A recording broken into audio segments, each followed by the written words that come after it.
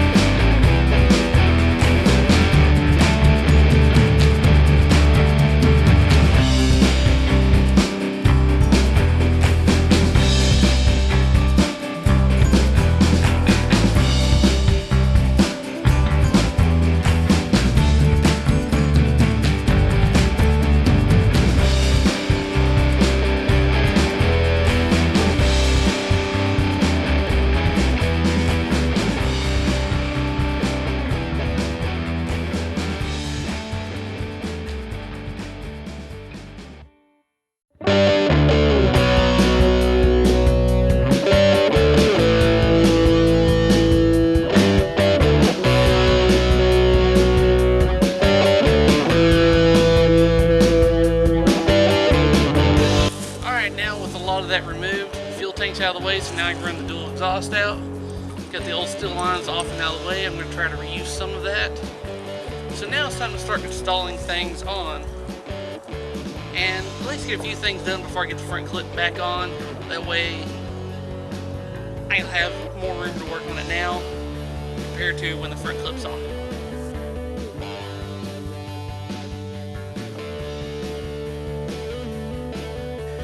Alright, so I've spent the next 30 minutes trying to get this fitting out of the transmission. Now this is something they did, I guess, when installing it. Completely screwed it up. Hopefully I can get that out with 2 pairs of vice grips. But it took a while trying to get up in there, reach my hand up in there with 11/16 and try to break it loose. But luckily it's loose, so I'll get it fixed up, put back in, and get the new lines on. Alright, now I got that off. Now it's going to be a lot easier this go around, because this time I can actually use a socket. I actually had to file the edges down a little bit because they had some burrs. I don't know what they did to it before, but the socket wouldn't go on, now it will, so it's going to be an easy install. So hopefully I can go back to making some progress. Alright, now the fun part before I put the front end on. This is probably going to be the most challenging part of the exhaust, so I want to go ahead and do it now before I build the rest of the exhaust. Now, if you recall, I left the reducers on the back side of the headers. What I've already done, I took 2 pieces of 45 mandrel bit tubing and went ahead and kind of mocked them up under there where I could get the right pitch, the right angle. That way I could go on and build the rest of the exhaust from there. Because it's going to be easier with those 45s on the end and just go from there out. Now the trick is welding that piece all the way around the reducer. That is going to be the trick, because one, as it sits, can't do it. You have to take them out. Now taking them out does not also guarantee that they're going to go back in, so it may be a little bit of a challenge, but you know what, with the front end off, at least I can get up here and around. So hopefully this works, and I may have to get another hand so we can put bolt on one end, then on the other side, and tighten it back down. So let me get to taking them back off.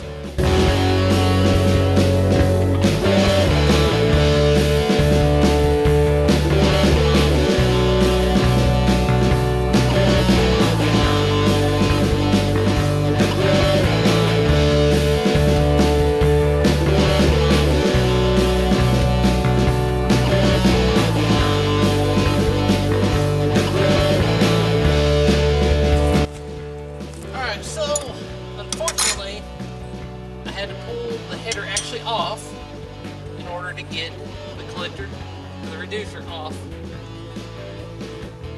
Now I went ahead and tacked that nut on because there's no way to get behind it. Tighten it up once it's on, but I can get the bolt from the other side.